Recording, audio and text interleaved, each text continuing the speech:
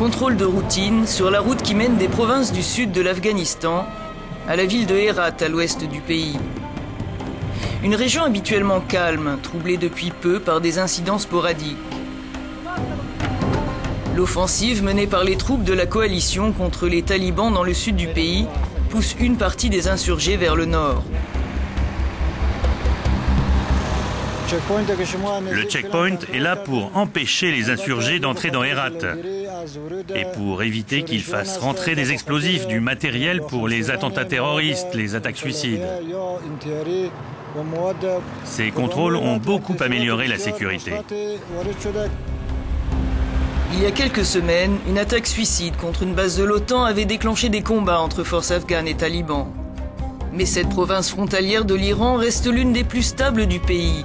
Sa capitale, Herat, est l'une des villes les plus prospères d'Afghanistan. La province est souvent présentée comme un modèle pour la transition du pouvoir entre coalition et autorité afghane. Ici, les forces de l'ISAF sont sous commandement italien, tout comme l'équipe de reconstruction provinciale à Herat, chargée d'assister les autorités locales pour assurer sécurité, bonne gouvernance et développement. Nous sommes invités à voir les fruits du travail mené auprès de la société civile. Première étape, l'université d'Herat. Elle compte 8000 étudiants venus de toutes les provinces du pays. Parmi eux, 35% de femmes, une performance en Afghanistan. Sur le campus, une dizaine de facultés, dont l'école de journalisme. La Voix de la jeunesse, la radio des étudiants, diffuse ses programmes dans tout le pays. Ces jeunes sont convaincus de pouvoir construire des lendemains meilleurs. Être journaliste en Afghanistan, ça peut être un beau métier qui peut aider la société. Parce que la société afghane a connu la guerre pendant des décennies, on a eu beaucoup de problèmes. Maintenant, le journaliste doit donner son opinion et décrire toutes les réalités de la société. Il doit tout dire et mettre à profit la situation qui existe aujourd'hui en Afghanistan, qui est la liberté d'expression. La liberté, un concept relatif en Afghanistan. Nous visitons un nouveau centre de soutien pour les femmes. L'inauguration doit avoir lieu dans quelques jours. Sont prévus ici des commerces tenus par des femmes, une cellule d'aide sociale et sanitaire, un gymnase ou encore des cours de management. De quoi favoriser l'émancipation des femmes, mais la responsable du centre reste lucide. Ce centre pourra aider à l'intégration des femmes dans la société, mais il ne va pas résoudre à 100% les problèmes des femmes. Peu à peu, elles prennent conscience de leurs droits, elles veulent faire des études, être indépendantes, ce qui est un droit selon la charia. Elles veulent travailler, aller à l'école, mais les hommes ne sont pas prêts à reconnaître ces droits sociaux. Les tensions familiales, les violences envers les femmes qui existaient déjà dans notre société ont augmenté, parce que les femmes revendiquent leurs droits et que les hommes ne les acceptent pas en tant qu'êtres indépendants.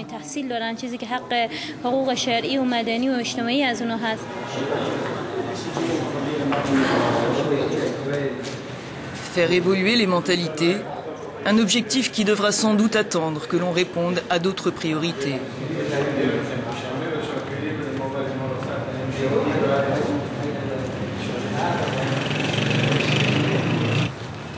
La sécurité reste encore une gageure aux yeux du gouverneur de la province qui souhaite aussi voir arriver plus d'investisseurs dans la région pour assurer son véritable essor. Les conditions, dit-il, ne sont pas encore réunies pour que les autorités afghanes puissent prendre entièrement le relais des forces de la coalition.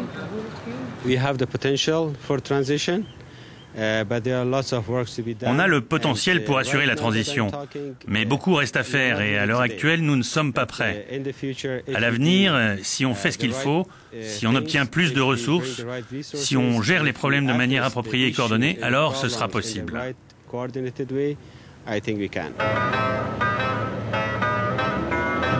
Mieux gérer les fonds du développement, mieux coordonner la stratégie de l'OTAN, asseoir la crédibilité des autorités afghanes, des clés nécessaires à la stabilité du pays.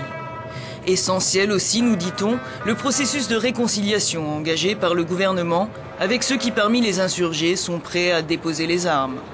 Pour le commandant de l'ISAF dans la région ouest, les prochains mois seront décisifs.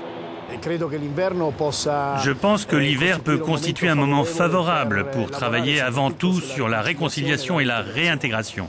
L'hiver est une période difficile et nous, la communauté internationale, l'ISAF, nous sommes en mesure de soutenir la population et de lui apporter l'aide qui pourra convaincre aussi ceux qui doutent encore, les insurgés qui hésitent encore, de passer du côté des autorités locales.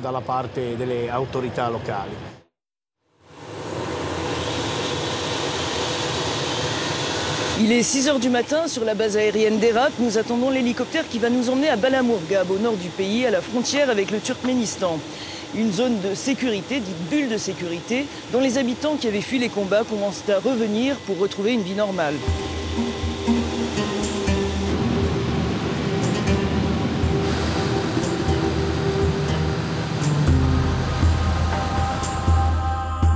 Nichée dans la province de Badghis, la vallée fertile de Morgab s'étire au creux d'un paysage montagneux et désertique. Nous sommes sur l'un des 17 postes de combat avancés établis dans la vallée par les troupes de l'OTAN pour protéger les habitants des attaques des insurgés. Une bulle de sécurité qui permet peu à peu à ceux qui avaient fui les pillages et les exactions de groupes talibans ou de brigands de rentrer chez eux. Comme dans d'autres régions, village après village, les soldats de l'OTAN et les forces afghanes cherchent à élargir ce périmètre. L'ennemi maintenant est dispersé. On sait qu'il y a encore plusieurs groupes d'insurgés de 3 ou 4 personnes. Mais grâce à Dieu, ils ne peuvent pas se regrouper, s'organiser. On est sûr que Balamurgab va être tranquille.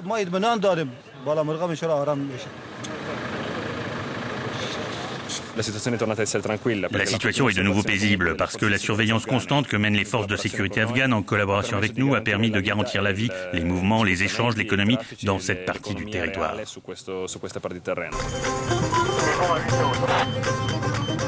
Chaque jour, la brigade parcourt les villages à la rencontre des aînés qui lui font part des besoins de leur communauté. Qu'il s'agisse de procurer aux victimes de pillage de quoi affronter l'hiver ou de superviser la construction d'une école ou d'une mosquée, les militaires gèrent la reconstruction progressive de la région aux côtés des civils. Mais ils restent sur leur garde. On n'est jamais absolument sûr. Aucun problème avec la population locale. Mais quelqu'un de l'extérieur peut s'infiltrer et tenter de vous attaquer. Pas question de nous laisser retirer nos casques et nos gilets pare-balles pour traverser le village à pied. Ici, personne ne supporte ni les talibans ni la présence des forces de l'ISAF. Mais nous sommes un peuple vulnérable. Quand les talibans étaient là, on n'était pas en sécurité. L'ISAF a apporté un peu de sécurité ici. C'est impossible qu'ils s'en aillent pour l'instant. Les talibans pourraient revenir. Maintenant qu'ils sont là, ils doivent établir la sécurité pour de bon. Après, ils pourront partir. Il faut la stabilité pour que l'État afghan reprenne le contrôle. Et le gouvernement doit inviter nos frères talibans et les autres à la réconciliation nationale. Si le gouvernement afghan ne fait pas la paix avec eux, il faut les y forcer. Et il faut aussi obliger les talibans du Pakistan à faire la paix. Un défi qui dépasse les frontières de l'Afghanistan.